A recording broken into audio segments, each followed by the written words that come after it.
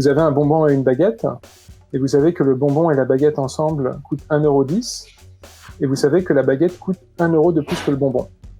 Et la question est, combien coûte le bonbon ?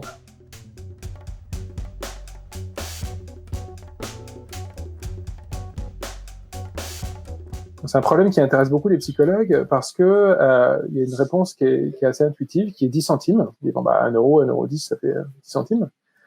Qui est fausse, parce que si le bonbon coûtait 10 centimes, la baguette devrait coûter 1 € de plus, donc 1 € et 10 centimes. Et les deux ensemble devraient coûter 1,20 € plutôt que 1,10 €. Alors que par contre, si le bonbon coûte 5 centimes, la baguette coûte 1 € et 5 centimes, et les deux ensemble coûtent 1,10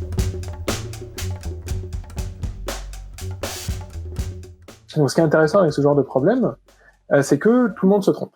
Donc, on a à peu près, typiquement, entre 80-90% d'erreurs. Et c'est vrai, même si on prend des gens très intelligents, des gens très éduqués, des gens à qui on donne de l'argent pour avoir la bonne réponse, la plupart des gens se plantent lamentablement. Mais on s'est rendu compte, par le biais de centaines et de milliers d'expériences, qu'on observe des résultats similaires dans plein d'autres domaines. Donc, par exemple, si vous prenez des étudiants à l'école et que vous les faites raisonner ensemble, ils vont typiquement avoir de meilleurs résultats, ils vont mieux s'approprier les concepts. Des juristes vont prendre de meilleures décisions juridiques, des docteurs vont poser de meilleurs diagnostics.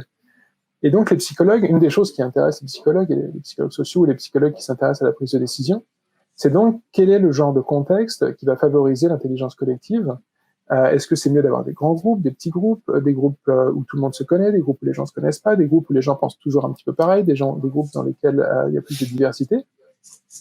Et donc, on manipule dans des expériences bien contrôlées, enfin aussi bien contrôlées que possible, tous ces paramètres afin de mieux comprendre, c'est un des trucs qu'on fait, afin de mieux comprendre ce qui permet l'intelligence collective et ce qui la facilite.